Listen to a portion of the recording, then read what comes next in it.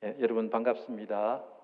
저는 장로의 신학대학교에서 기독교 교육과 교수로 섬기고 있습니다.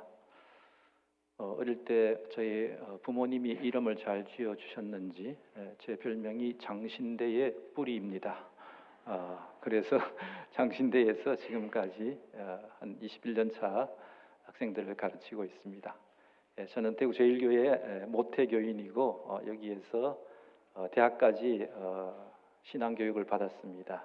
중등부, 고등부, 청년일부까지를 거치면서 많은 우리 사랑하는 목사님들과 전도사님들, 또 저를 가르쳐 주신 수많은 우리 교회학교의 선생님들, 2부 예배 마치고도 만났습니다마는 우리 성도님들께 너무 감사드립니다.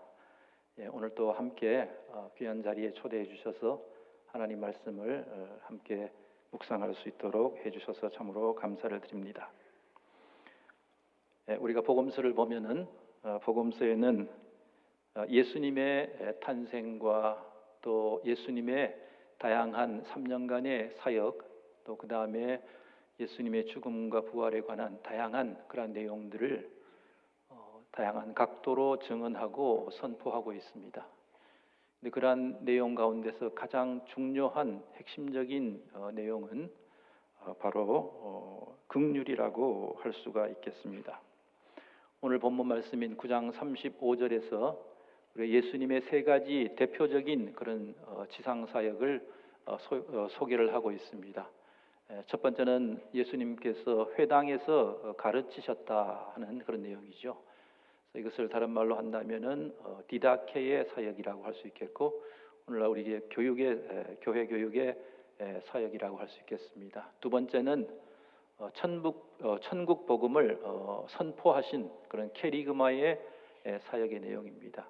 하나님 말씀을 전도와 선교를 통해서 전하는 그런 내용이 되겠죠. 세 번째는 치유의 사역이 되겠습니다.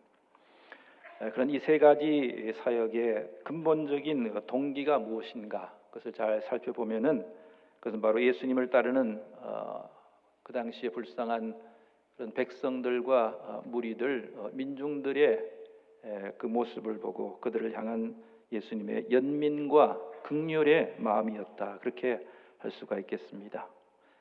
영성학자인 헨리 나우에는 오늘 9장 35절 여기에 나오는 불쌍히 여기신다 하는 이 내용을 이렇게 번역을 했습니다. 예수님은 자신의 존재의 중심으로부터 그들과 한 가지로 느끼셨다, 그렇게 번역을 하고, 또 14장 14절에 나오는 같은 단어를 예수님께서는 내면 깊은 곳으로부터 떠셨고 마음으로 그들의 고통을 함께 겪으셨다 하는 것입니다. 형식적으로 겉으로 이렇게 공감하시는 것이 아니라 그들 안으로 들어가셔서 그들과 함께 고통을 느끼셨다 하는 것입니다. 예수님께서 이 백성들을 불쌍히 여기신 그 근본적인 그 동기가 바로 긍휼이라고 하는 것입니다. 이 땅에 사역하시는 동안 수많은 병자와 고통당하는 자들을 치유하시고 위로하시고 함께 하셨는데, 그 동기가 바로 인간을 향한 예수님의 긍휼과 자비였다 하는 것입니다. 올 6월에 이제 98세로 세상을 떠난 유명한 신학자가 있습니다. 독일의 위르겐 몰트만이라고 하는 유명한 신학자가 있습니다. 아마 희망의 신학이라고 하는 그런 내용들 여러분들 들어보신 줄로 생각하는데, 이분이 이러한 예수님의 모습을 보고 예수님을 공감하는 인간의 원형적인 존재다, 그렇게 이야기를 했습니다. 예수님은 공감의 하나님으로부터 파송을 받은 공감의 최고의 모범이고 원형적인 모델이고 규범적인 인물이었으며 절정이었다 하는 것입니다. 히브리서 2장 18절에서도 그가 시험을 받아 고난을 당하셨은즉 시험 받는 자들을 능히 도우실 수 있느니라, 이렇게 말씀합니다. 성자 예수님은 우리 인간의 삶과 죽음에 공감으로 참여하셨기에 우리를 구원하실 수 있는 하나님이시라 하는 겁니다. 이처럼 예수님의 지상 사역은 긍휼의 사역이었습니다. 인간을 향한 예수님의 긍휼은 우리 인간 내면 깊이, 영혼 깊이 그곳에서 우러난 그런 공감의 또 긍휼의 사역이었다 하는 것입니다. 헬라 원어에 보면은 이 내면 깊이, 예수님의 영혼 깊이라고 하는 것이 원래는 내장이라고 하는 스플랑크나라고 하는 그 단어가 나옵니다. 예수님의 그 내면 안에서 정말로 애끓는 그런 심정으로 인간의 여러 가지 아픔과 어려움에 공감을 하셨다는 것입니다. 이것이 바로 예수님의 성육신의 의미라고 할 수가 있겠습니다. 우리 기독교가 타 종교와 다른 근본적인 차이 중에 하나가 무엇일까요? 그것은 바로 오늘 여기 나타나 있는 것처럼 영원하시고 전능하신 성자 하나님께서 인간을 향한 긍휼로 인해서 인간의 육체로 오셔서 인간의 고통과 슬픔과 기쁨을 함께 경험하시고 더 나아가서 죽음까지 경험하시는, 그리고 부활을 통해서 죽음을 극복하는 길을 보여주셨다 하는 것입니다.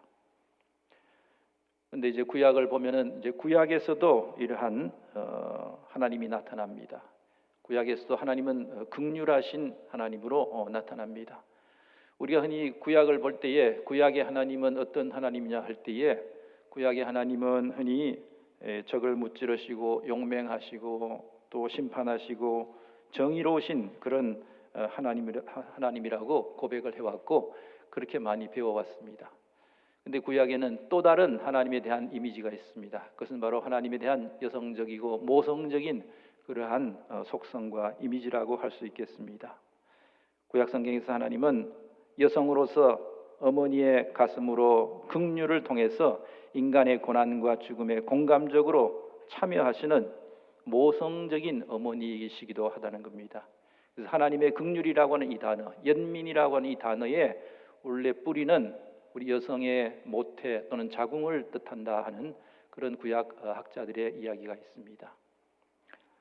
이와 같이 오늘 이 구약의 말씀은 이처럼 하나님을 젖먹는 자식을 기르는 어머니의 긍휼을 가지신 그러한 분이라고 이야기를 합니다.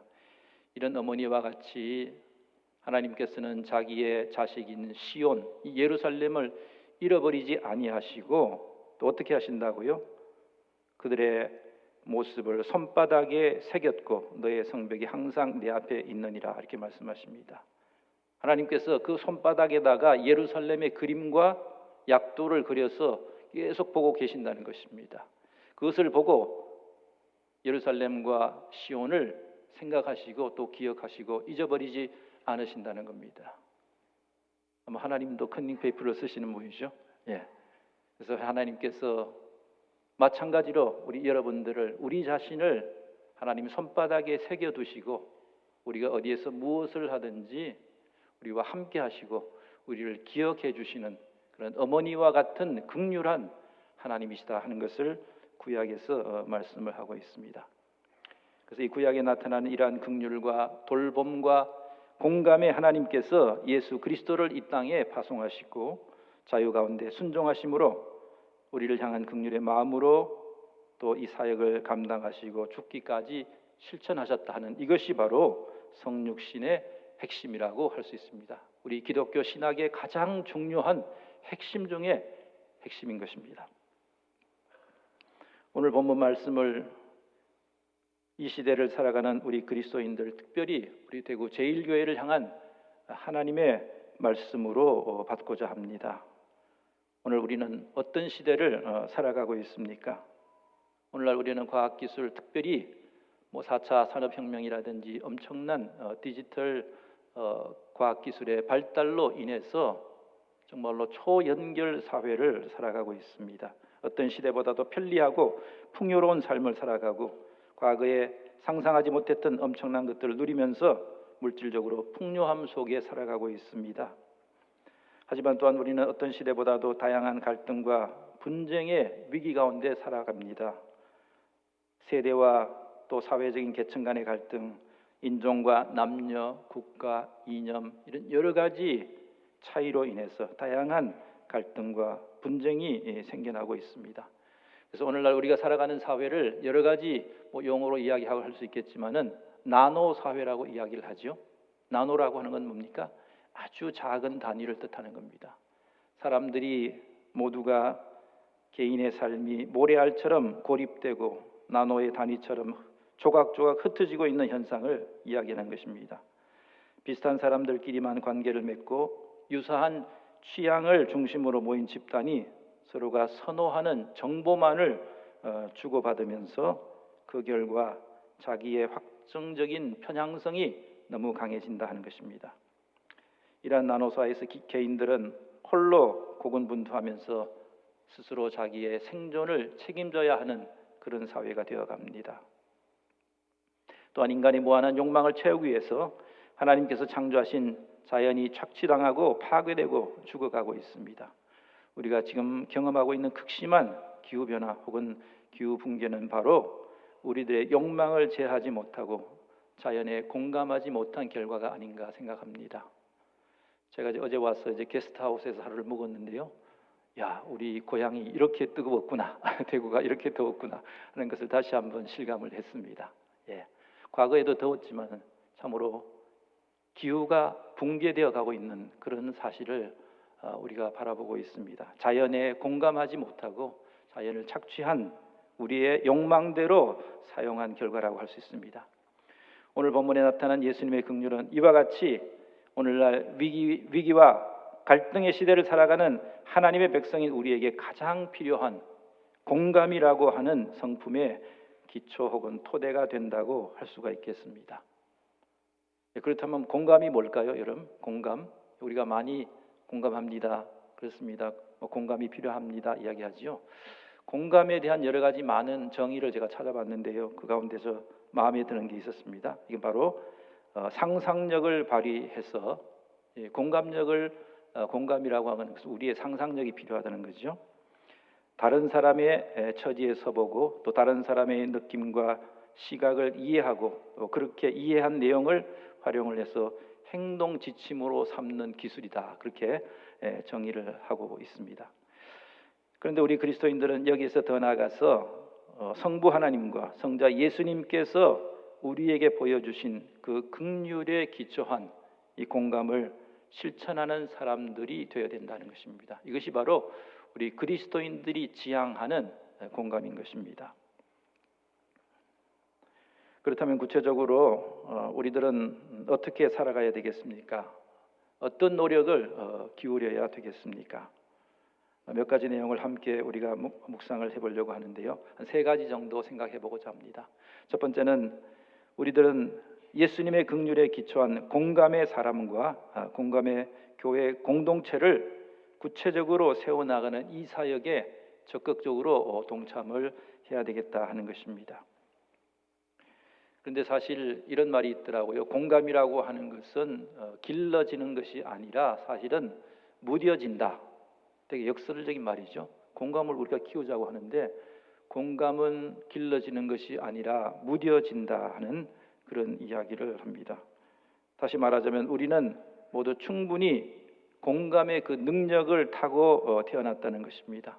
어떻게 보면 이것은 하나님께서 우리에게 심어주신 이 하나님의 형상의 일부가 아닐까 하는 그런 생각이 듭니다. 그런데 문제는 이 타고난 품성이 무뎌지지 않도록 함께 노력을 해야 된다는 것입니다. 하나님께서 우리 속에 심겨 놓으신 이 공감이 우리의 잘못된 교육이나 양육 방식이나 또 죄악과 외부의 요인으로 인하여서 방해받고 무뎌지지 않도록 노력을 해야 된다는 것입니다. 차우세스쿠라고 하는 유명한 독재자가 있었습니다. 이름 들어보셨죠? 루마니아의 독재자.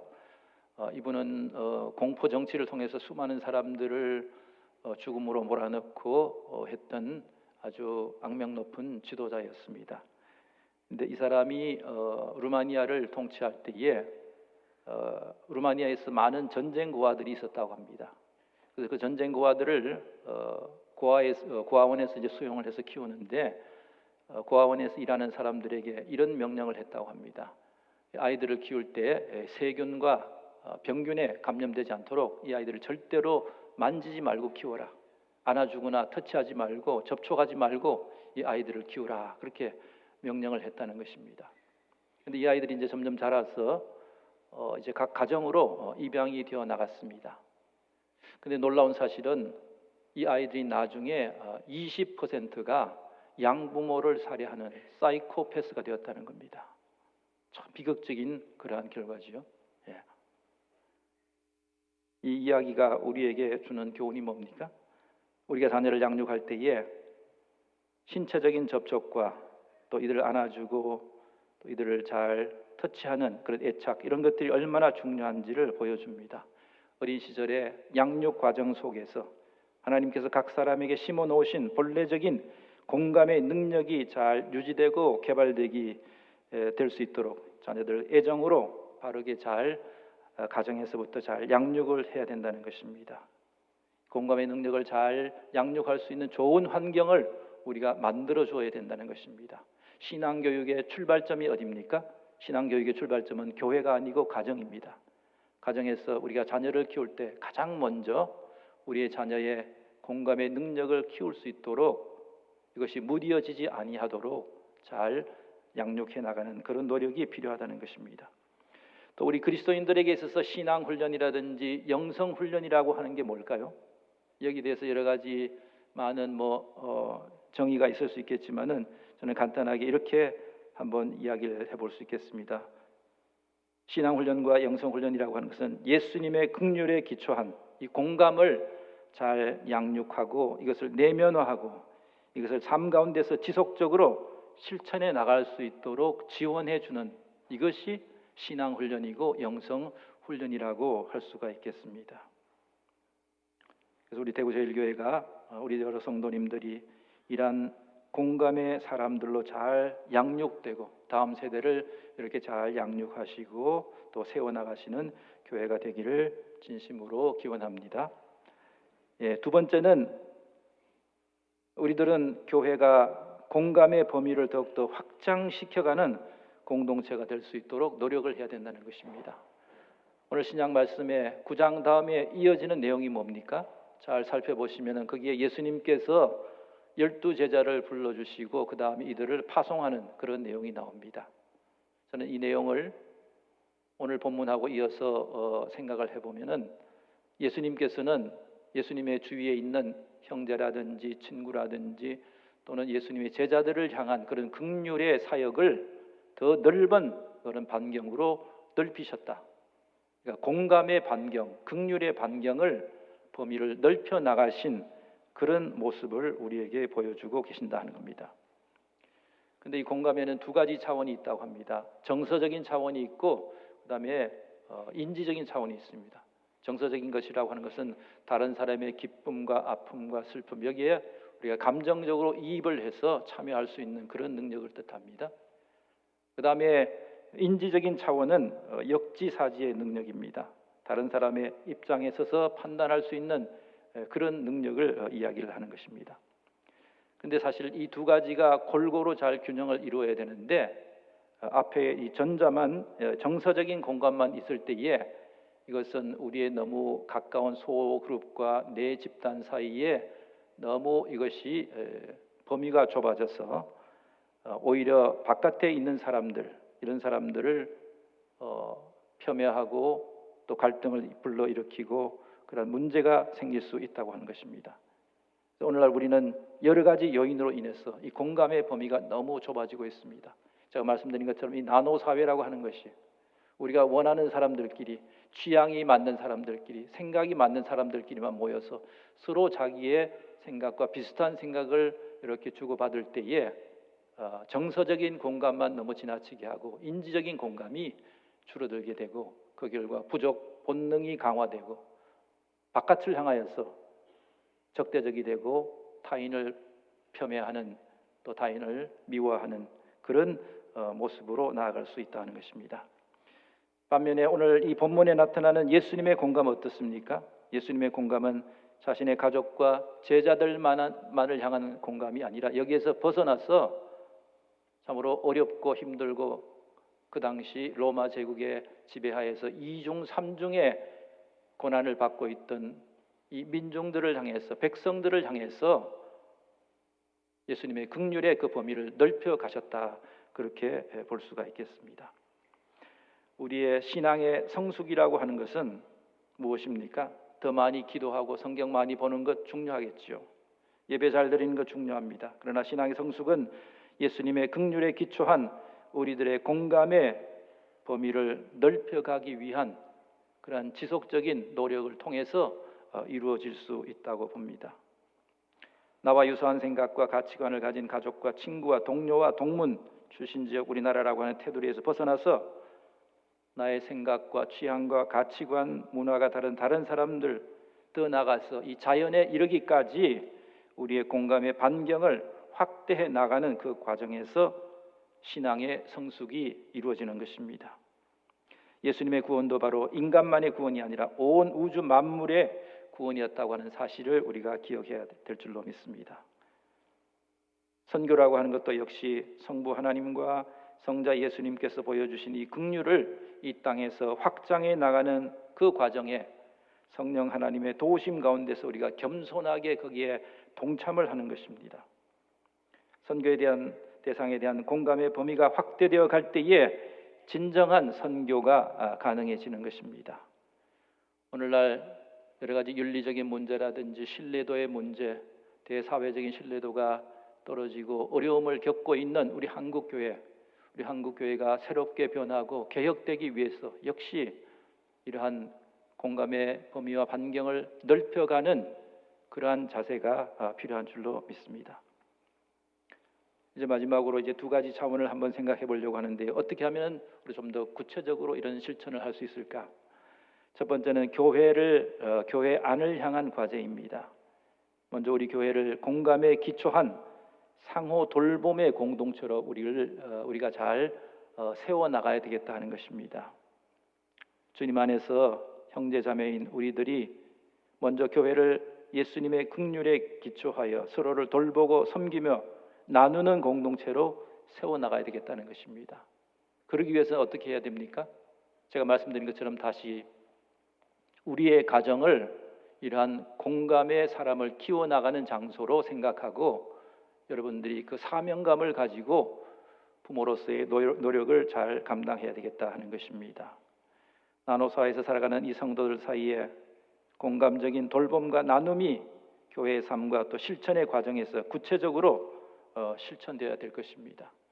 여러분들 주일날 한번 이렇게 모이셔서 예배드리고 또 설교 듣고 찬양하고 한번 그러고 다시 세상으로 나가서 세상을 이기실 수 있습니까? 물론 그러실 수 있겠죠. 우리가 좀 더 소그룹의 그런 공동체를 통해서 소그룹의 그런 모임을 통해서 우리가 좀 더 힘을 얻어야 될 줄로 믿습니다. 소그룹을 연구하는 분들이 많이 이야기하기를 이 소그룹을 통해서 우리가 하나님의 뜻을 더 잘 분별할 수 있다고 이야기를 합니다. 아주 친밀한 그런 관계 속에서 서로가 공감적으로 내 이야기를 나누고 남의 이야기를 우리가 들어주고 들은 이야기를 이 친밀한 분위기 속에서 더 자세하게 더 잘 하나님의 뜻이 무엇인지를 분별할 수 있는 그런 통로가 될 수 있다고 하는 것입니다. 또 더 나아가서 우리 교회 안에서 또 우리 사회에서 심각한 이 세대 차이의 문제를 우리가 잘 해결해 나가기 위해서 노력을 해야 될 것입니다. 세계에서 가장 이 세대 차이가 심한 나라가 우리나라라고 하잖아요. 그래서 우리가 교회 안에서도 그렇게 해서는 안 될 줄로 믿습니다. 우리 교회가 교회 안에서의 세대 통합이 이루어지기 위해서 이런 예배 시에 우리 부모님과 자녀들이 함께 모여서 예배드리는 그런 기회를 점차 많이 확대해야 될 줄로 믿습니다.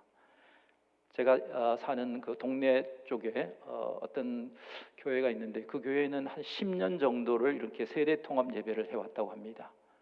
처음에 이제 이 예배를 드리는데 아이들이 뛰어다니고 소리 지르고 울고 야단법석이었다고 합니다. 그런데 이 아이들이 점차 예배에 집중하게 되고 부모님과 함께 예배 드리게 되었다는 거죠. 지금은 얼마나 예배를 잘 드리는지 모른다고 해요.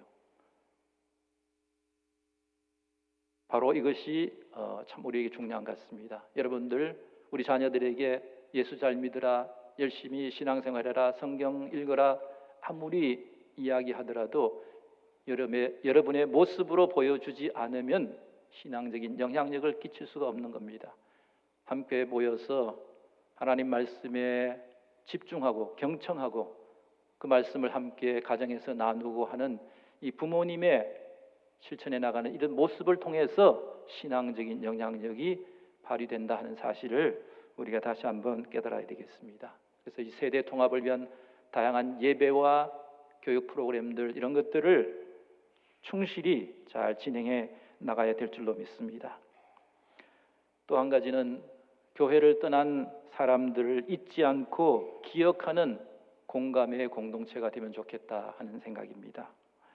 우리 교회가 배출하고 파송한 성도들, 또 우리 교회를 거쳐간 성도들, 또 뭐 군에 가 있는 유학을 떠난 그런 학생들이라든지 또 이 사람들을 기억하는, 특별히 이 개인적인 신앙의 갈등과 교회에 대한 실망으로 교회를 떠난 가난한 성도와 혹은 젊은 세대들을 우리가 꼭 기억을 해야 되겠습니다.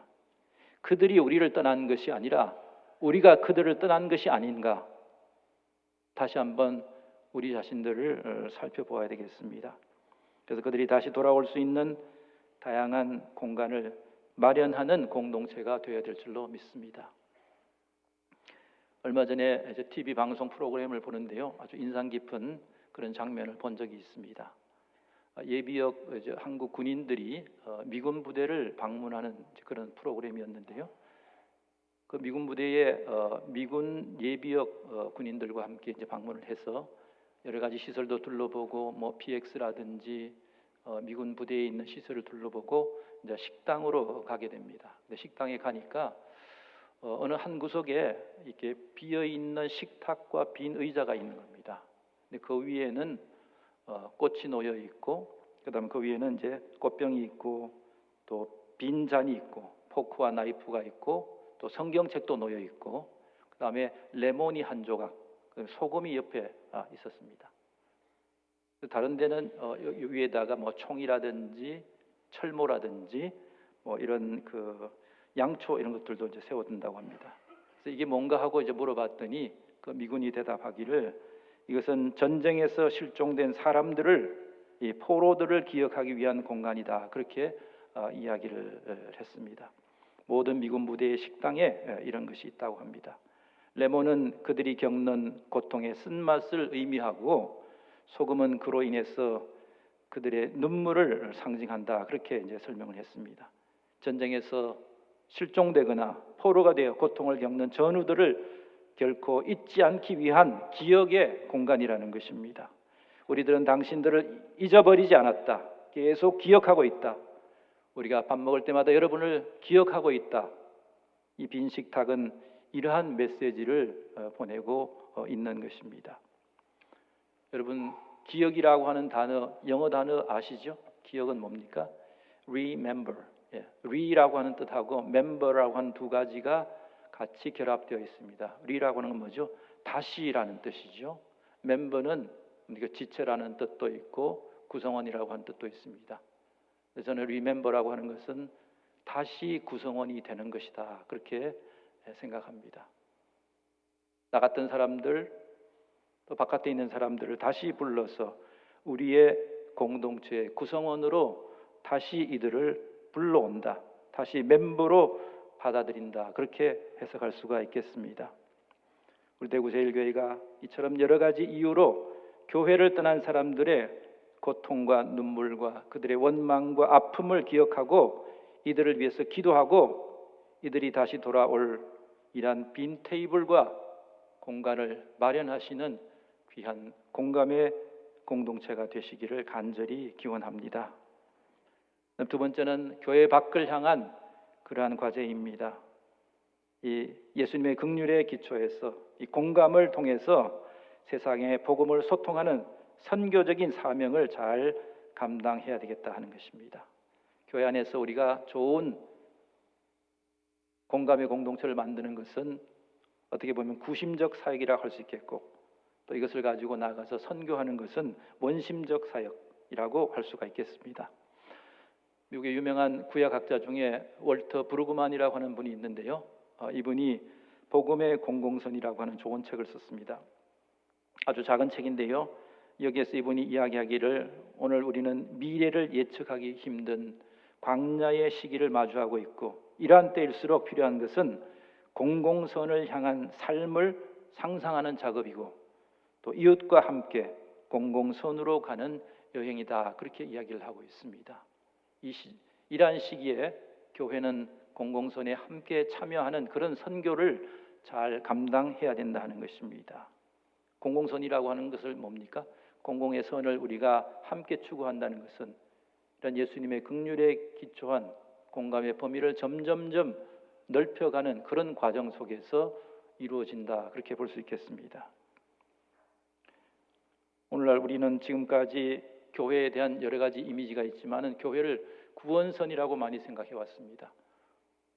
죄인들을 구원해서 배 위로 끌어올리는 물론 좋은 그런 이미지이긴 하지만은 우리가 교회에 대한 새로운 이미지를 좀 가져야 될 것 같습니다. 그것은 어떻게 보면은 항공모함 같기도 하고 주유소와 같기도 하고 전기 충전하는 충전소와 같은 그런 역할을 교회가 감당을 해야 된다는 것입니다. 성도들이 이 세상에서 한 주간의 삶을 살아가면서 예수님의 긍휼에 기초한 이 공감을 통해서 선교적인 삶을 잘 살아갈 수 있도록 영적으로 이들을 정비시켜주고 영적인 연료를 채워주고 충전해주는 그런 역할이 필요하다는 것이죠. 예배와 교육을 통해서 하나님의 말씀을 가지고서 세상을 해석하고 올바르게 분별해서 하나님의 뜻을 실천할 수 있는 능력을 구비해 주어야 된다는 것입니다. 우리 주일날 왜 여기 와 있습니까?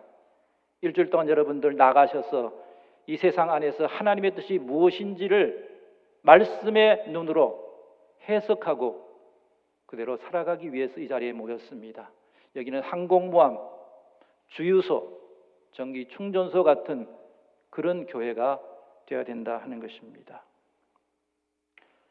그래서 이 교회는 공감의 반경을 잘 확장해서 하나님의 선교에 동참하고 또 한 가지는 우리가 이런 일들을 위해서 우리가 교회 안에 안주하지 아니하고 교회의 다양한 선교의 활동과 디아코니아 활동과 여러 가지 문화 활동 이런 것을 통해서 끊임없이 교회 바깥에 있는 다양한 사람들을 만나고 접촉하고 하는 그런 기회를 많이 마련을 해야 될 것입니다.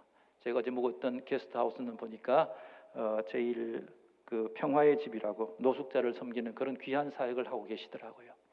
그래서 우리 주위에 있는 힘들고 아프고 어려운 자들을 끊임없이 만나고 우리와 다른 사람을 지속적으로 만나서 우리의 공감의 반경을 넓혀 나가고 하나님 나라의 복음의 지경을 넓혀 나가는 그러한 귀한 공동체가 되시기를 주님의 이름으로 간절히 기원합니다. 얼마 전에 우리나라의 그 대중음악의 대부라고 할 수 있는 거장이고 아침 이슬로 잘 알려져 있는 우리 김민기 선생이 세상을 떠났습니다. 그는 과거에 유신 정권과 군부 독재 시기에 대중가요를 통해서 독재에 저항했던 인물이었습니다. 어려운 시기에 목숨 걸고 지하에서 민주화를 위해서 자유와 해방을 노래하는 수많은 곡들을 작곡하고 불렀습니다. 그 이후에 민주화가 이루어지면서 그는 대학로에 소극장을 열었습니다. 학전이라고 하는 곳입니다. 그곳에서 30년 동안을 활동을 하면서 자기는 배우들은 앞에서 활동하는 앞것이고 자기는 뒷것이다 그렇게 이야기를 합니다. 뒤에서 이들을 지원하는 사람이라는 뜻이지요. 그래서 30년 동안 무려 700명이 넘는 신인 배우들을 발굴해서 이들을 훈련시키고 이들이 이제 나아가서 예술계와 대중문화계를 선도하고 있는 그런 역할을 하고 있습니다. 그래서 이 학전이라고 하는 건 뭡니까? 배울 학자의 받전. 그러니까 배우들을 여기에서 가르치는 그래서 세상으로 내보내는 못자리와 같은 역할을 한다는 것입니다. 그래서 여기 주신 우리 배우들이 하는 이야기를 들어보니까 이 학전이라고 하는 것은 나에게 있어서 고향이며 나의 집이다. 그렇게 모든 사람들이 고백을 하고 있습니다. 저는 이것을 보면서 교회도 학전, 더 나아가서 어떻게 보면 신전, 신앙을 거기에서 잘 가르쳐서 신앙을 영성해서 키워내는 그런 못자리의 역할 또는 영전, 영성을 형성하는 그런 못자리의 역할을 잘 감당해야 된다. 그렇게 생각합니다. 우리 교회는 영혼의 고향과 같은 곳으로 공감의 사람들을 양육해서 성도들이 하나님의 복음을 들고 세상으로 파송하는 이런 못자리 공동체가 되어야 된다 하는 것입니다. 사랑하는 성도 여러분, 132년 역사의 전환기에 서 있는 우리 대구 제1교회가 공감의 공동체로서 이러한 못자리의 역할을 잘 감당하시면 좋겠습니다. 우리 모두 한 사람 한 사람이 주님의 긍휼을 본받아 공감의 사람이 되고 우리 대구 제1교회가 공감의 공동체로 우뚝 세워지기를 기원합니다. 저도 개인적으로 대구 제1교회 역사의 한 부분에 참여하여 귀한 가르침을 받았고 양육받았던 것을 영광스럽게 생각하고 다시 한번 감사드리며 계속 교회를 위해서 기도드리겠습니다. 하나님께서 새로운 시대에 대구 경북 지역의 어머니 교회인